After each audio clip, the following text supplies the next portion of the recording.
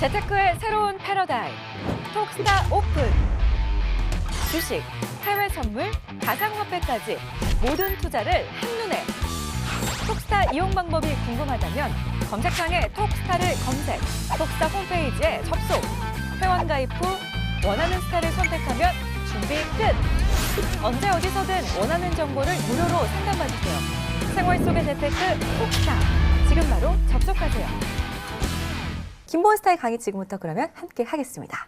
스타님 시작해 주시죠. 네, 알겠습니다. 네. 일단 뭐 저의 강의 자체가 상당히 좀 지금부터 좀 어려워지기 시작합니다. 어려워지기 시작하는데 뭐 최대한 쉽게 했으니까요. 네, 최대한 쉽게 했으니까 뭐 충분히 알아들으실 수 있을 거라고 보고요. 네. 항상 똑같습니다. 처음부터 다시 시작하자. 어차피 처음부터 이거 다시 하는 거니까요. 잘 봐주시면 좋을 것 같고 사진만 잘 보시면 좋을 것 같습니다. 네. 그리고 지금 보시면 이제 제가 계속 강조하는 게 뭐냐면 에셋 클래스를 우리가 잘 잡자입니다. 이런 구간, 2008년 금융위기 때 이렇게 폭락하는 이런 구간에 주식에 피해 있고, 그리고 이쪽에서 뭐 해지를 한다든가 해외 선물로 그렇게 하게 되면 이 대반등, 이 장을 충분히 이런 장에서 수익 크게 날 수 있다. 뭐 이런 거를 계속 강조를 드립니다. 자, 그래서 오늘 할 건 뭐냐면 지금까지 이제 요거 끝났어요. 요거 끝났고, 이것도 끝났습니다. 지금. 그래서 이제 3 주식 분석하는 법, 이게 제일 궁금하시죠? 어떻게 분석하는지. 근데 말씀해 드려도 이렇게 잘 그대로 안 하시더라고요. 근데 일단 그래도 알고는 넘어가야 되니까. 그래서 경기 순환 분석을 한번 해보도록 할 겁니다. 오늘은 경기 순환 분석. 자, 오늘 하기 전에 일단 또 오늘의 또 매매 팁, 또 수급 분석 또 계속 들어갑니다. 자, 오늘은 무슨 날? 파생상품 만기일. 파생상품 만기일은 두 번째 목요일입니다. 둘째 주 목요일 아니에요. 둘째 주 목요일로 알고 계시면 큰일 납니다. 두 번째 목요일. 두 번째 목요일하고 둘째 주 목요일하고 무슨 차이냐라고 하시면 저는 이제 한글을 다시 배우라는 이렇게 들 방법이 없어서 이건 차이가 있겠죠, 당연히. 두 번째 목요일, 둘째 주 목요일하고 완전한 차이가 있습니다. 자, 그리고 이게 이제 수급표, 오늘 수급표인데요. 오늘 어땠습니까? 막판에 올라왔죠? 근데 전일까지만 해도 막 언론에서 호들갑을 떨었어요. 내마은영의 날, 코드로프 리칭데이, 만기일, 폭락한 거 아니냐, 막 이런 얘기들만 하는데, 저한테 그 기자분들이, 물론 기자분들이니까, 기자분들의 본연의 업무를 이렇게 해야 되는데, 이렇게 너무 이렇게 잘 모르고 얘기하는 거 아닌가. 아무도 걱정 안 하고 있었는데, 증권사나 뭐 이쪽에서 다 그냥 무난한 만기 다 이렇게 생각하고 있었는데, 너무 설레발치는 게 아닌가라는 생각도 좀 드는데요. 자, 오늘 어땠냐면요. 외국인이 팔았습니다. 많이 팔았어요. 오늘 2,700억 넘게 팔았고요. 기관이 2,000억을 샀습니다. 네. 그리고 코스닥도 외국인이 팔았고, 기관은 이런 날 멋있는 날이죠. 기관의 매도와 매수가 빵이 됐어요. 두 개 합쳐서 순매도가 순매도 아니고 0. 이런 날 쉽지 않은데 기념비적으로 제가 한번 캡처해 봤고요. 이런 날 쉽지 않아서요.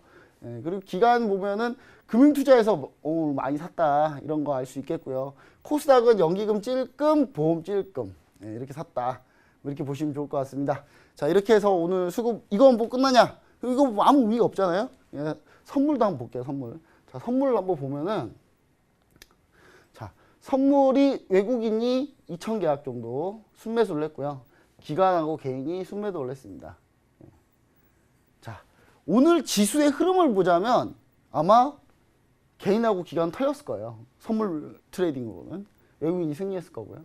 그리고 현물에서는 외국인이 좀 판 게 아쉽다라고 할 정도의 그런 수급장이었는데 결국 오늘의 싸움은 개인만 패했다. 개인 근데 개인이 맨날 지니까 뭐 특이할 건 없는데요. 그럼 이제 오늘 정확하게 어떻게 되는지 만기일 날 어떻게 움직였는지 한번 볼게요. 만기일, 자, 이게 오늘 만기일 나온 이 표인데요. 오늘 만기일 표입니다. 자, 만기 보시면 오늘 만기일 날 잘 가다가 기관이 계속 샀어요. 꾸준히. 웬일로 샀어요. 외국인 기관 파니까 계속 팔았습니다. 개인 투자자분들 막 눈치 보고 있었어요. 계속. 어디로 붙을까. 그러다가 장 막판에 외국인이 살짝 팔았습니다. 더 왕창. 근데 기관에서 그거를 다 받아버렸어요. 그래서 별로 만기일날 보통 이런 상황이 나오거든요. 그러니까 어딘가 크게 많이 사고 어딘가 크게 많이 파는데 일단 많이 팔기 때문에 많이 사게 됩니다. 근데 중요한 거는 이런 상황은 나오지 않았다는 거 오늘. 그럼 왜 안 나왔을까? 왜 안 나왔을까인데요. 일단 만기일에는 스프레드 가격이 이번 만기는 약간 저평가, 약 저평가. 그러니까 저평가가 아니라 약 저평가입니다. 그럼 스프레드 가격이 뭐냐?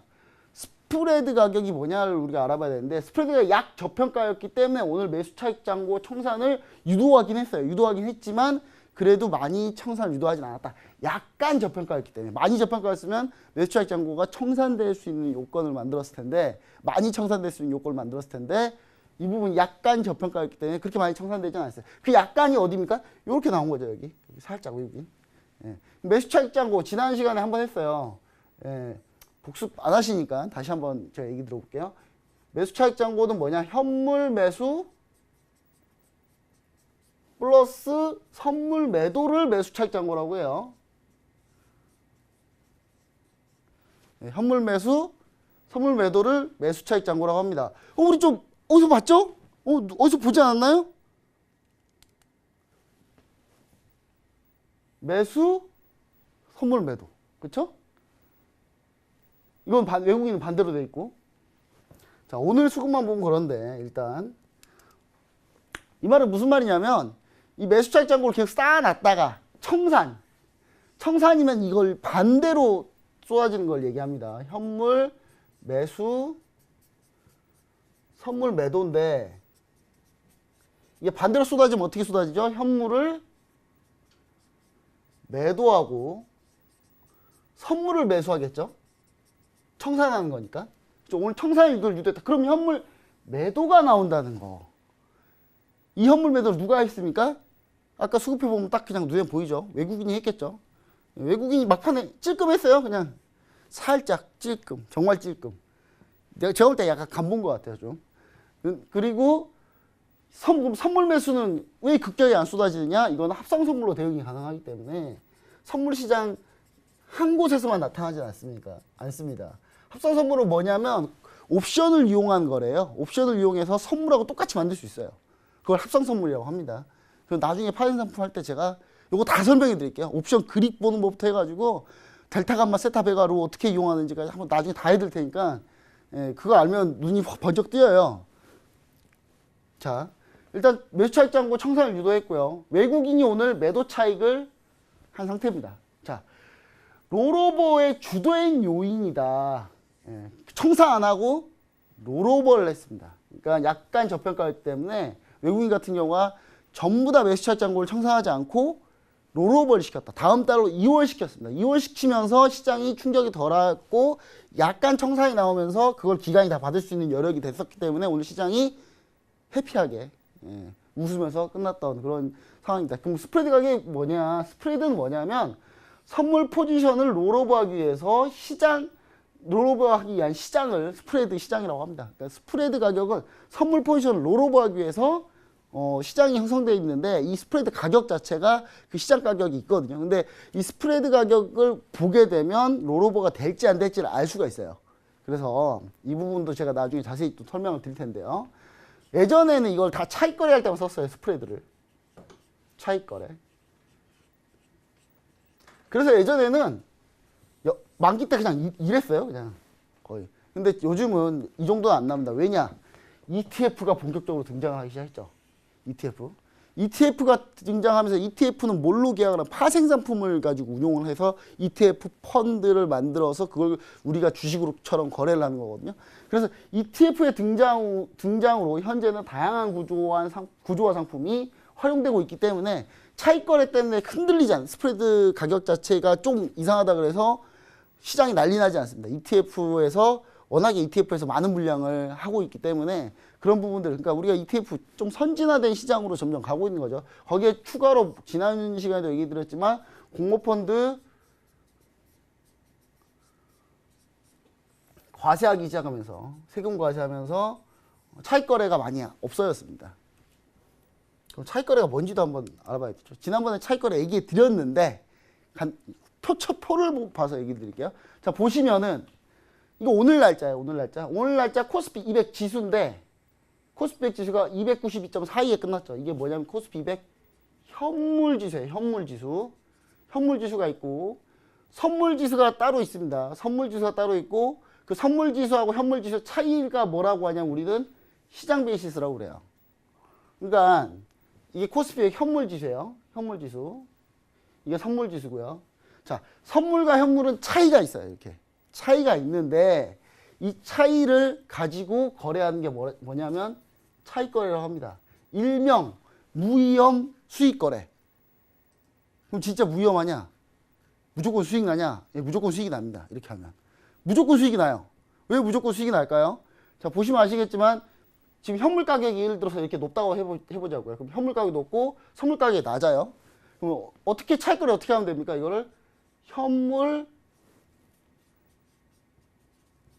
매도를 하면 되고요. 이거 선물을 매수하면 돼요.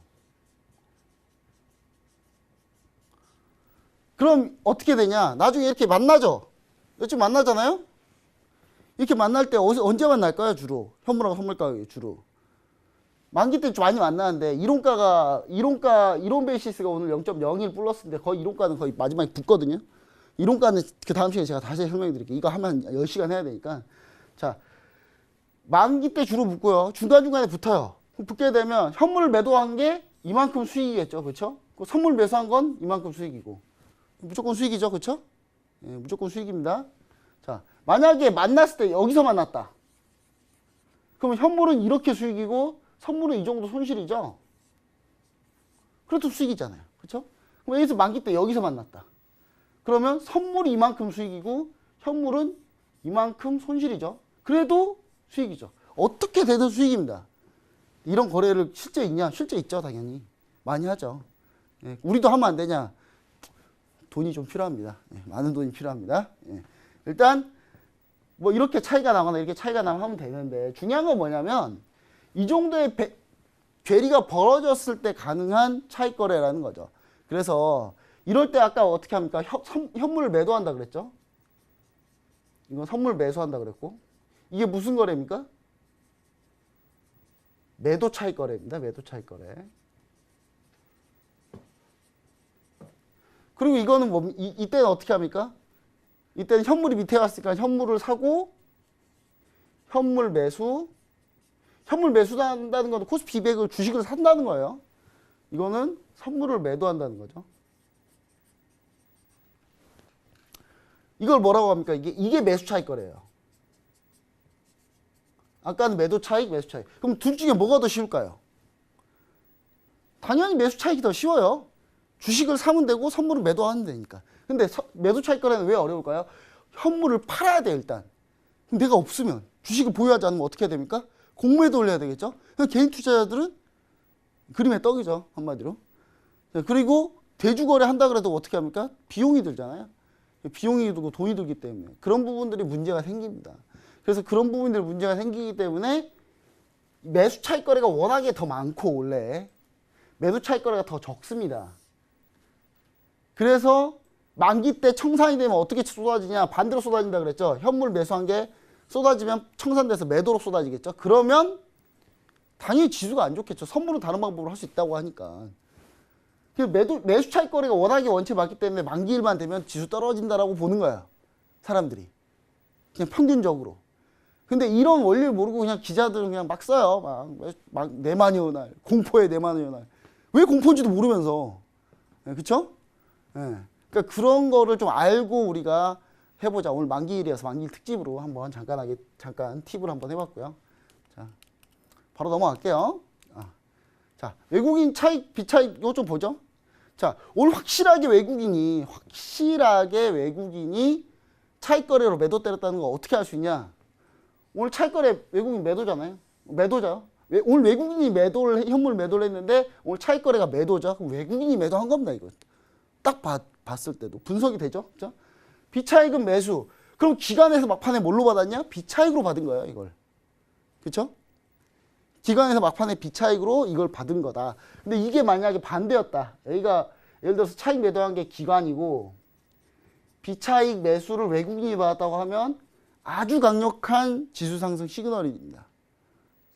그때는 그 다음날 무조건 지수 사야 돼요. 종목을. 예. 근데 그렇게 잘 활용하시면 된다라는 팁까지 같이 한번 드립니다. 자, 오늘 경기 분석 들어가겠습니다. 경기 분석, 경기 순환 분석. 자, 경기 순환 분석을 왜 해야 되냐? 경기 순환 분석, 주식을 하기 전에 경기 순환 분석을 맨 먼저 해야 되는 이유. 첫 번째, 현재 경기 순환 사이클을 알고 그에 맞는 투자의 대안을 찾아야 되기 때문에 경기 순환 분석을 하는 거예요. 그러니까 우리가 지금 현재 경기가 어느 정도에 와 있는지, 지금이 어떤 상태인지를 알아야, 솔직한 얘기로 보세요. 주식 투자를 하는데, 주식 투자하는 이유가 제가 뭐라고 했죠? 주식 투자는 동업이라 그랬죠? 동업자를 찾아요. 동업자를 찾는데 대부분 사업이 뭐 큰 사업들이니까 경기에 영향을 받겠죠, 경기에. 투자의 시기를 잡을 때 어떻게 잡아야 돼요? 경기가 좋을 때 동업을 해야 돈 벌 확률이 올라갈 거 아니에요, 그렇죠? 근데 경기가 떨어질 때 동업을 하면은 솔직히 운이 좋아야 수익이 나겠죠, 그렇죠? 역으로 얘기 드리자면 최근 요즘에 오리온, 오늘 롯데쇼핑부터 해가지고 요즘에 약간 은심 요점이 강한데, 경기가 안 좋으면, 경기가 떨어질 때는 당연히 베타가 낮다는 얘기는 무슨 얘기냐? 경기 방어주를 가지고 있어야 되겠죠, 그렇죠? 그러면 경기가 안 좋다는 걸 먼저 알아야 되는 거죠. 그러니까 경기가 좋은지 안 좋은지 판단을 먼저 해야 주식을 어떤 걸 살지도 정할 수 있고 어떤 업종을 들어가야 된다는 것도 알 수가 있는 거예요. 그래서 맨 먼저 경기 순환 분석을 먼저 하는 겁니다. 그래서 그 두 번째 이유는 경기 순환 사이클을 통해서 경기 변동과 경제 지표 의미를 알기 위해서 저희가 경기 분석을 먼저 해야 된다라고 계속 얘기를 드리는 겁니다. 그러니까 우리가 주식 투자를 할 때 한번 생각을 해보세요. 개인 투자자분들 주식 투자 대부분이 어떻게 시작하냐면, 옆집 철수 아저씨가 나 주식 투자로 돈 벌었어요 라는 얘기를 듣고 배가 아파서 시작합니다.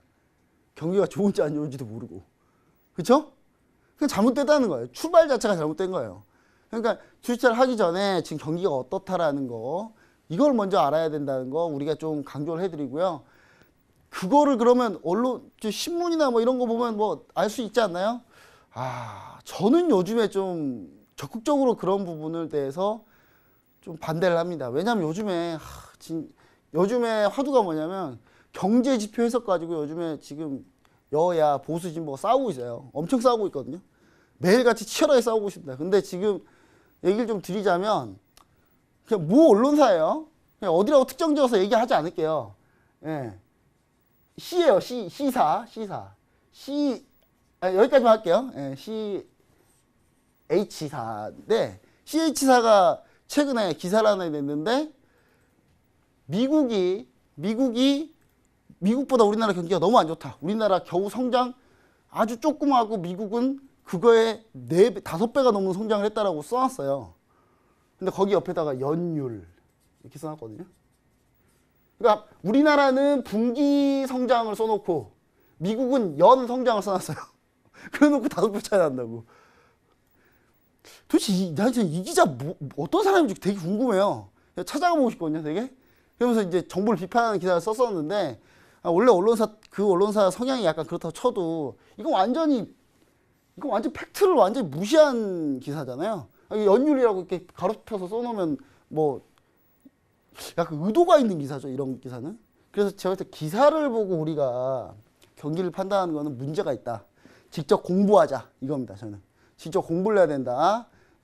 다시 한번 얘기 드리면 특정 언론사를 뭐 이렇게 음해하거나 그러려고 한 건 아니에요. 그냥 대표적인 사례를 지금 하나 얘기 드린 겁니다.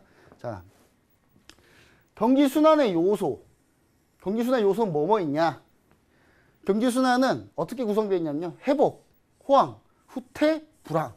이렇게 4가지로 나눌 수 있고요. 이걸 2가지로 나누면 여기까지가 확장 국면, 여기까지가 수축 국면입니다. 오늘 쉽죠? 오늘 시간까지 쉬워요. 내일부터 어렵습니다. 다음 주부터 좀 어려워져요.